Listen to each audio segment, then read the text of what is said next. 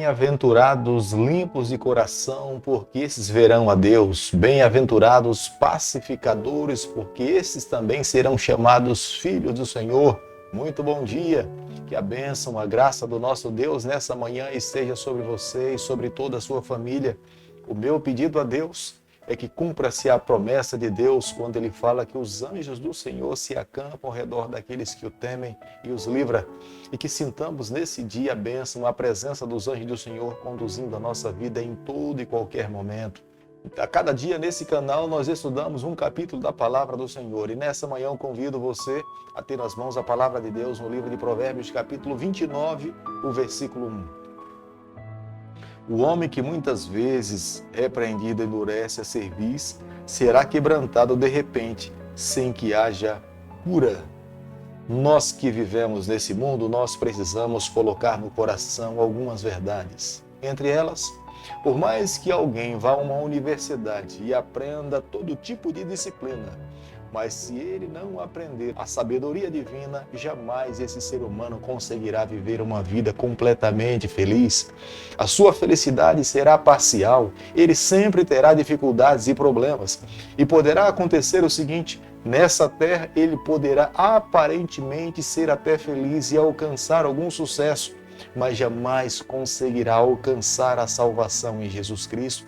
A sabedoria não apenas nos prepara para vivermos uma vida feliz nessa terra, a sabedoria vinda do céu nos prepara para vivermos felizes aqui, mas nos prepara também para vivermos felizes ao lado do nosso Deus e queridos por toda a eternidade. Como nós podemos ver no versículo 1 do capítulo que nós estamos analisando nessa manhã, Deus nos dá um período de longanimidade nessa terra, um período de graça, onde cada um de nós temos a oportunidade de arrependermos dos nossos pecados e nos voltarmos para Deus e nos colocarmos em suas mãos. Mas cada um de nós, diante do direito de liberdade que temos de escolhermos o que fazer com a nossa vida, nós podemos endurecer a nossa cerviz, nós podemos endurecer o nosso coração, nós podemos resistir à voz do Espírito Santo.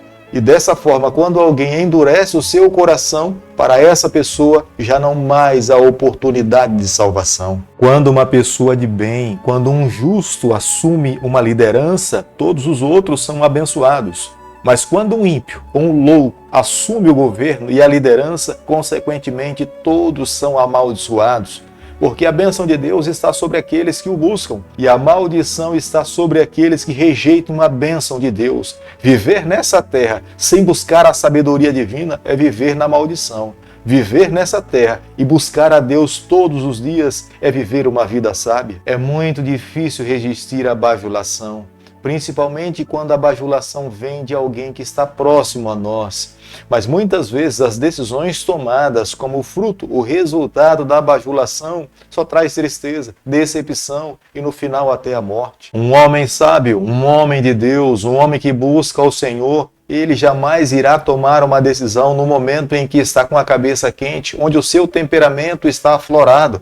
Ele vai esperar acalmar-se os seus ânimos, estar tranquilo, estar em paz, para que depois ele consiga então dar uma resposta sábia. Falar em meio à turbulência do nervosismo, da aflição, é trazer decepção, é trazer maldição. Mas responder na calmaria, na tranquilidade, sob o Espírito, é viver uma vida sábia. Um governante sábio jamais irá aceitar suborno.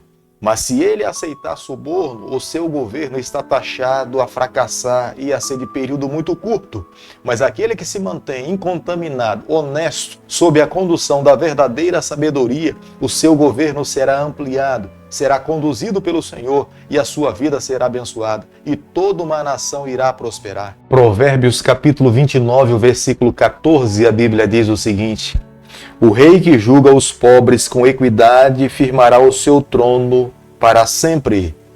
Quando nós nos deparamos com esse versículo, nós não podemos entender que a Bíblia ou Deus estava dizendo que um mortal poderia viver eternamente. Aqui as consequências da ação de um rei justo, as consequências seriam eternas. A sua justiça seria vista pelos céus e o seu reino seria abençoado. Futuramente, novas gerações, ao ter conhecimento da equidade, da integridade desse rei, seria lembrada. Mas todos os reis que nasceram nesse mundo morreram, nenhum deles conseguiu viver eternamente. Somente Jesus Cristo é eterno, somente o seu governo não tem começo e jamais terá fim, somente ele reinará por toda a eternidade. Quando os perversos prosperam, a maldade permeia no meio da sociedade. Mas quando os justos assumem o governo, a integridade, a moral e a retidão é vista dentro de uma sociedade, no meio dos cidadãos. Deus sempre ouvirá as orações de um justo, de um íntegro, de uma nação que clama por ele. Um filho que é bem educado por uma família, um filho que é tratado na disciplina, na educação, na sabedoria vinda do céu, esse não irá trazer ansiedade ou problema para os seus pais. Mas um filho que é educado sem ter a sabedoria divina, esse trará problemas, trará dificuldade e sofrimento para toda a família. Quando uma família ou uma nação abraça a lei de Deus, a palavra do Senhor, essa família ou essa nação vive uma vida feliz, uma vida próspera. Mas quando essa família ou a mesma nação rejeita os princípios e a lei do Senhor, a tendência natural é cair no fracasso, é haver baderna, é haver anarquia, não tem como ter a bênção de Deus. A tendência natural é o mal permear no meio da sociedade e caoticamente, cada vez mais, eles afundarem nos seus pecados. Provérbios capítulo 29, o versículo 21, a Bíblia diz o seguinte: se alguém amimar o escravo desde a infância, por fim ele quererá ser filho.